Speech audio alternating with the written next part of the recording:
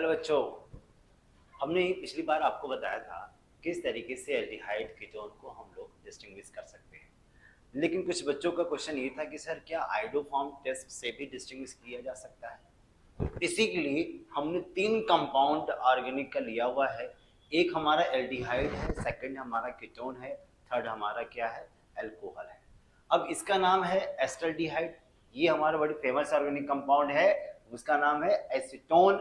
And third हमारा क्या, ethanol. अगर इन तीनों कंपाउंड को अगर हम टॉलेंस टेस्ट से, फेलिंग टेस्ट से, आइडोफॉर्म टेस्ट से अगर डिस्टिंग्विश करें तो किस तरीके से इसको अप्लाई करेंगे। फिलहाल मैंने आपको बता भी दिया था कि टॉलेंस रिएजेंट हमारे क्या है, डाई एमाइन सिल्वरेट का सॉल्यूशन है, कॉपर सल्फेट एंड टार्टरेट का सॉल्यूशन फेलिंग सॉल्यूशन है, और हमारा आयोडीन और सोडियम हाइड्रोक्साइड का सॉल्यूशन क्या है बच्चों, आइडोफॉर्म टेस्ट है। इसके बेसिस पे देखा जाए जो हमारे एल्डिहाइड कंपाउंड है वो टॉलेंस टेस्ट देगा, क्योंकि एल्डिहाइड जो होता है बहुत इजीली ऑक्सीडाइज होकर कार्बोक्सिलिक सॉल्ट का फॉर्मेशन करता है। फेलिंग भी आपका टेस्ट देगा, क्यों, क्योंकि एल्डिहाइड को भी ये भी ऑक्सीडाइज कर सकता है, क्योंकि Tollens test and Fehling solution या फेलिंग टेस्ट दोनों ही माइल्ड ऑक्सीडाइजिंग एजेंट है। और आइडोफॉर्म भी आपका टेस्ट देगा, येलो प्रिसिपिटेट देगा, क्योंकि ये हमारा जो अल्फा कार्बन है वो अल्फा कार्बन के पास मेथाइल ग्रुप है, वो भी हमारा आइडोफॉर्म टेस्ट का फॉर्मेशन करेगा। ये ध्यान देना कि आइडोफॉर्म क्या बनाता है, येलो प्रिसिपिटेट का फॉर्मेशन करता है। फेलिंग सॉल्यूशन क्या बनाता है, क्यूपरिक ऑक्साइड का फॉर्मेशन करता है और रेड प्रिसिपिटेट का फॉर्मेशन करता है। अगर मैं बात करूं टॉलेंस, ये हमारा क्या करता है, सिल्वर मिरर का फॉर्मेशन करता है, वो ग्रे कलर का फॉर्मेशन करेगा। ठीक है, अब देखिए कीटोन का। अब कीटोन भी हमारा लिक्विड सॉल्यूशन के फॉर्म में होता है, ट्रांसपेरेंट होता है। मतलब ये तीनों जो हमारे ऑर्गेनिक कंपाउंड है इनका colour, phase, physical state same होते हैं, उसके बेसिस पे आपको डिस्टिंग्विश करना है। ये तो मैंने एल्डिहाइड का बता दिया। अगर मैं सेकंड पॉइंट की बात करूं कीटोन, तो कीटोन को टॉलेंट टेस्ट नहीं देता।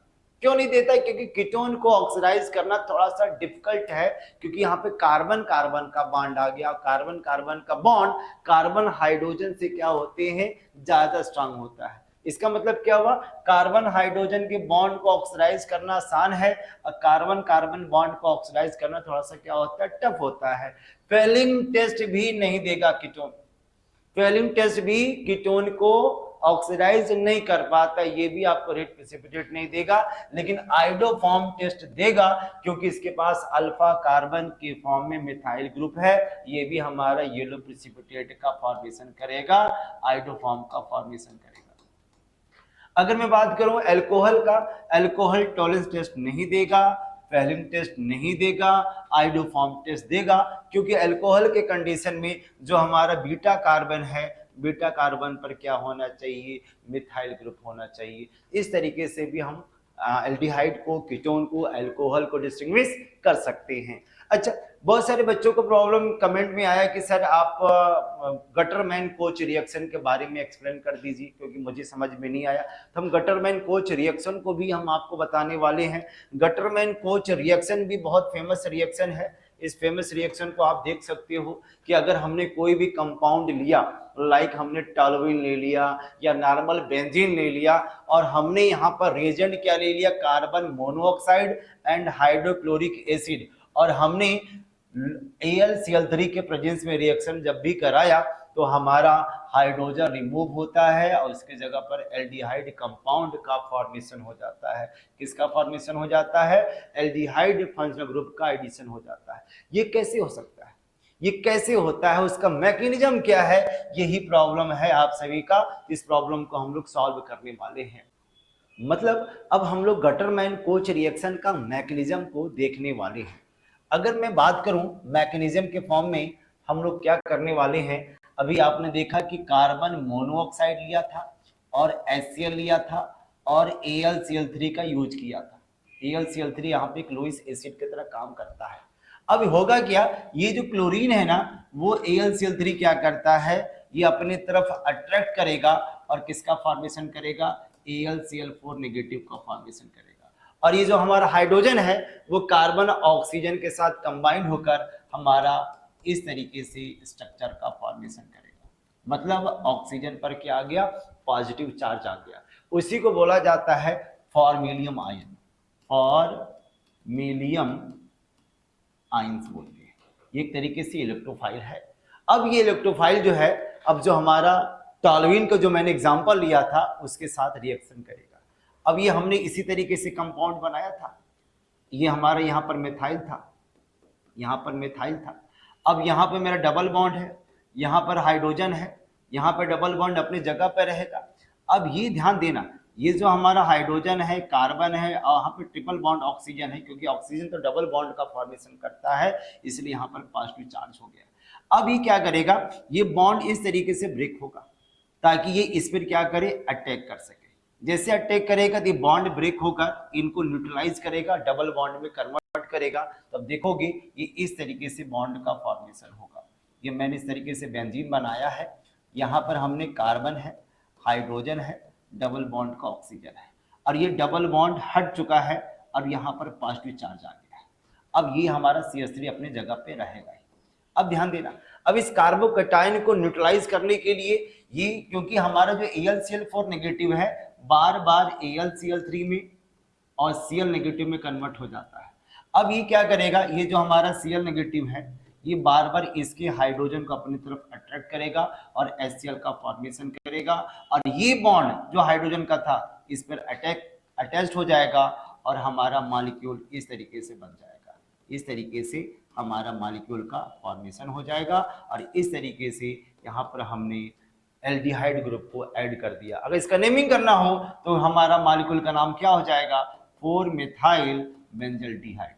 4-मेथाइल बेंजल्डिहाइड का फॉर्मेशन हो गया। तो इस तरीके से गटरमैन कोच रिएक्शन का मैकेनिज्म है। यहाँ पर जो इलेक्ट्रोफाइल है वो फॉर्मेलियम आयन का फॉर्मेशन करता है। बहुत सारे एग्जामिनेशन में इसके इलेक्ट्रोफाइल के बारे में पूछा जाता है। साथ में कुछ चीजें और भी मैं बताना चाहता हूँ कि किसी ने पूछा कि सर एल्काइन से हम लोग किस तरीके से एल्डिहाइड कीटोन का फॉर्मेशन कर सकते हैं। देखो, एल्डिहाइड कीटोन बनाने के बहुत सारे तरीके हैं।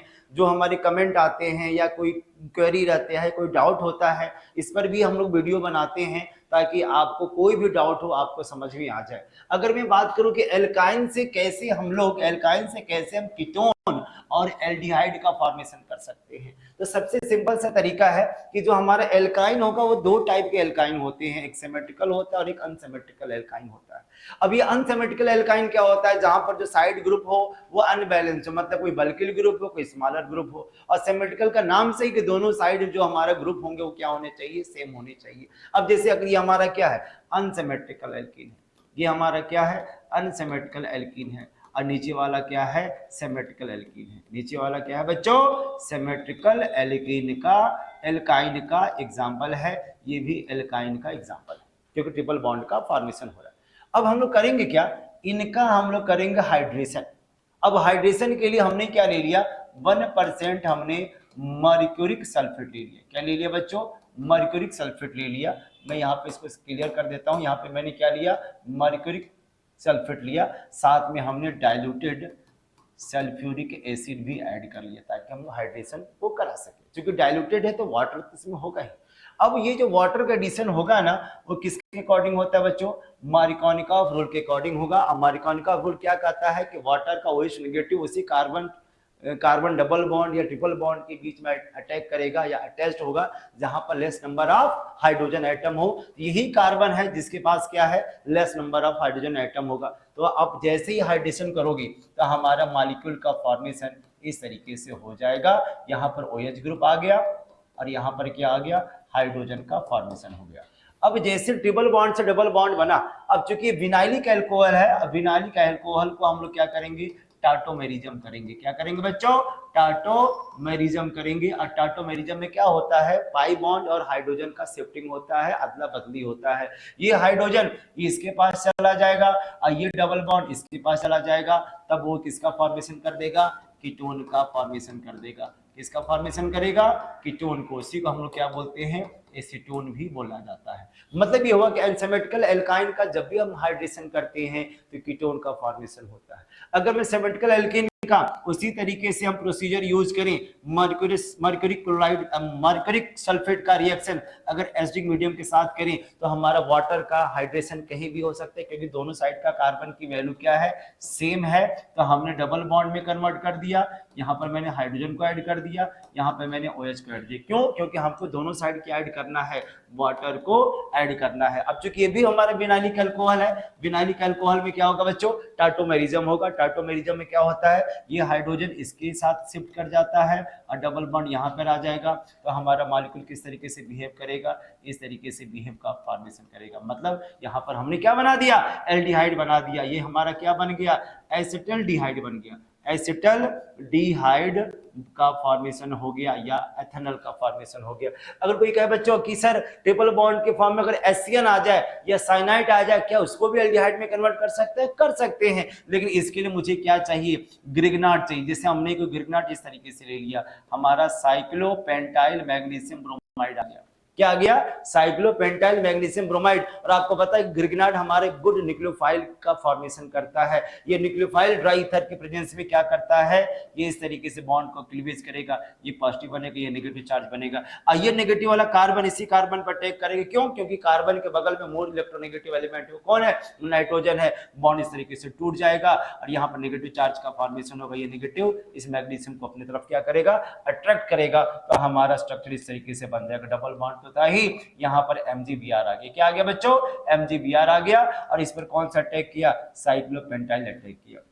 उसके बाद हम लोग क्या करेंगे, वाटर के साथ रिएक्शन करेंगे, मतलब वाटर के साथ हाइड्रोलिसिस करेंगे एसिडिक मीडियम में। ये हमारा क्या होगा, बॉन्ड इस तरीके से टूट जाएगा। बॉन्ड किस तरीके से टूटेगा, इस तरीके से टूटेगा। यहाँ पे देखो, यहाँ पे OH आ गया, यहाँ पर हाइड्रोजन आ गया, वाटर का एडिशन हो गया। दूसरा तरीका क्या हो सकता है, यहाँ पर एक ऑक्सीजन आ जाए, यहाँ पर 2 हाइड्रोजन आ जाए, तो भी तो हमारा वाटर का एडिशन होगा। तो वाटर का एडिशन 2 तरीके से होता है, कंप्लीटली हाइड्रोलिसिस, एक होता है पार्शियली हाइड्रोलिसिस।